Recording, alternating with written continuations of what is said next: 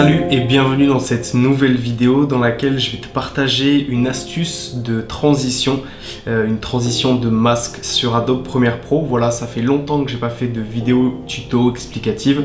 Là, on va vraiment parler de quelque chose de très simple à faire que j'ai utilisé dans plusieurs de mes vidéos et vous avez été un tout petit peu, 2 ou 3 je crois, à me demander comment j'avais réalisé ce genre de transition et c'est super simple. Donc aujourd'hui, je te montre comment on fait dans cette vidéo. C'est parti.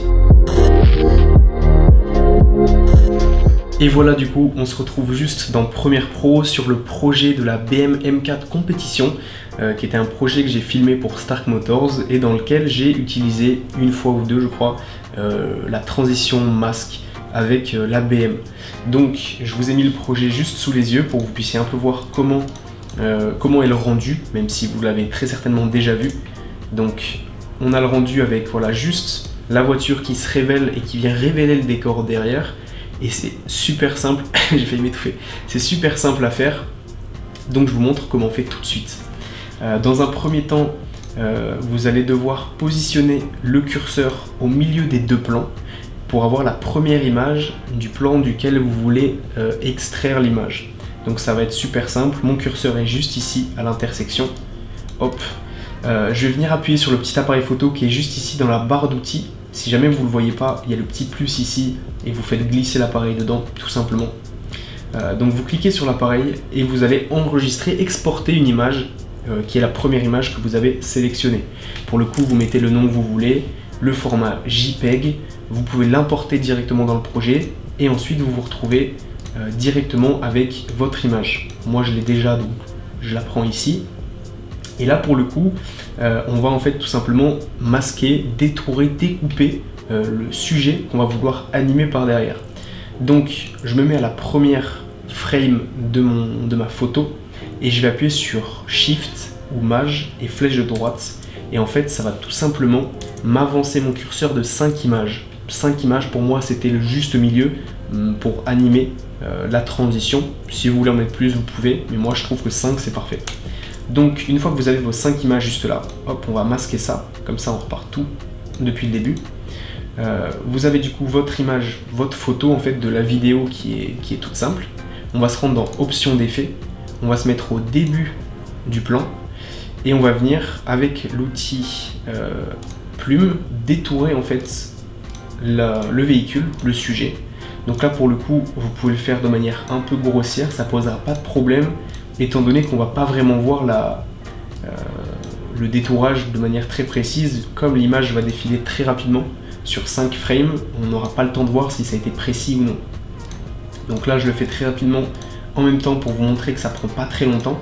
Cela dit, vous pouvez vous appliquer si vous voulez avoir quelque chose de vraiment bien fait, mais encore une fois on risque pas de le voir à l'écran à moins de faire pause, donc vous pouvez y aller un peu grossièrement. Donc là une fois que j'ai fini, hop, mon masque, et ben j'ai tout simplement presque terminé en fait. L'ABM est détouré. On va tout simplement dans trajectoire ici marquer un petit keyframe avec le chrono dans la position. Si je veux animer la position par exemple, je vais déplacer ma voiture sur la droite jusqu'à ce qu'on ne l'aperçoive plus. Et une fois ceci fait, je vais déplacer mon curseur. Je vais remettre la position finale qui est la position de départ.